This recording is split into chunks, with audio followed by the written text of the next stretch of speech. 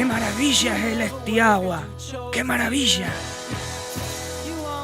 Estoy orgulloso de todos y cada uno de ellos.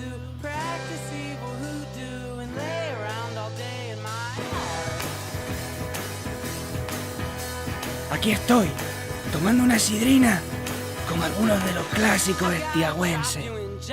Ellos están haciendo memoria, recordando los momentos más gloriosos en estos 8 años.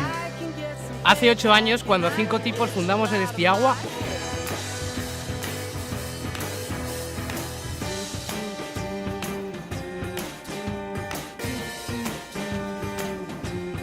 y cuando ganamos el primer partido al Oviedo 0-6. ¡Venga, fuera todos los aquí! ¡Venga encima!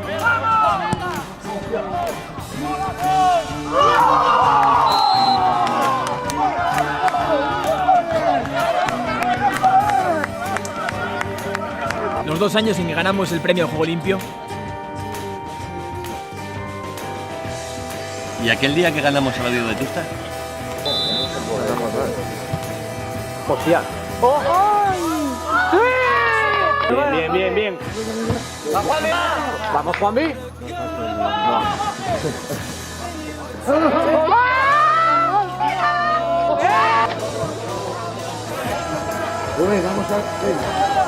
Y lo genial que nos lo pasamos en las cenas estiagüenses.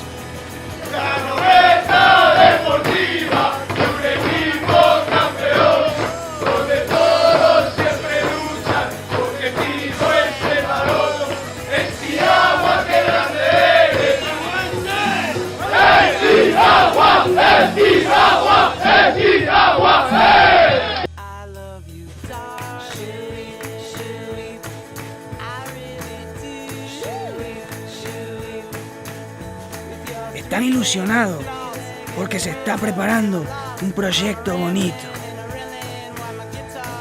El campo de fútbol de la Pillarra debe ser un fortín. Pero necesitamos más apoyo, vuestro apoyo.